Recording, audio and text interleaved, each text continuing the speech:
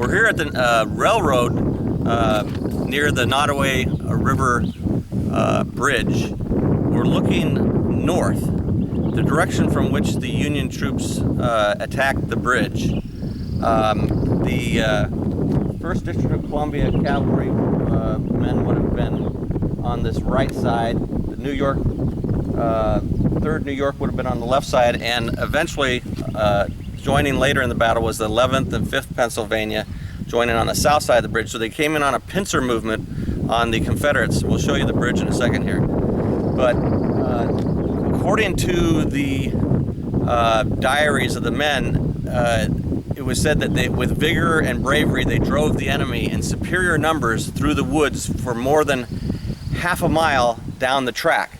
So if you can imagine, about 500 yards up that way, they started coming down the track.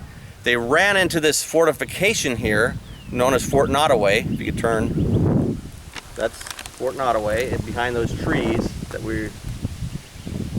all you can see is embankments now.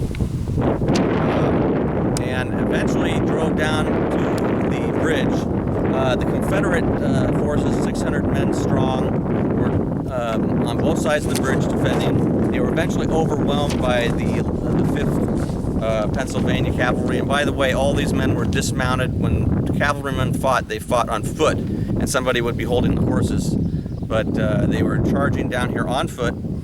And eventually the south side of the bridge collapsed. The Confederates from the south side came north, and they all went into this fortification, Fort Nottoway, here to our left. And that's where they held some Union prisoners they captured, undoubtedly. In the meantime, they burned the bridge. The Union burned the bridge, and then they decided to retreat because they had accomplished their objective of burning the bridge. It was known as the White Bridge, and so it was known as the Battle of the White Bridge to the locals because it was painted white. Once it burned, the bridge fell into the river, and it did disrupt the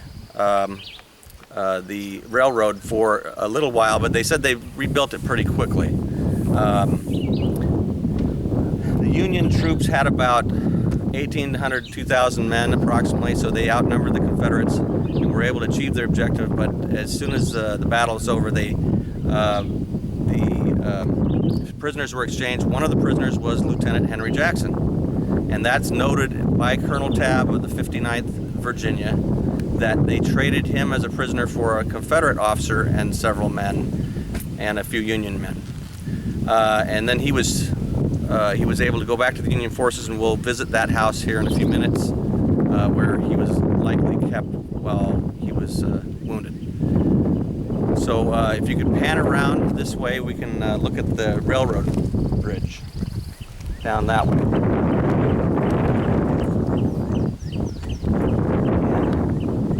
And we're going to go visit that here.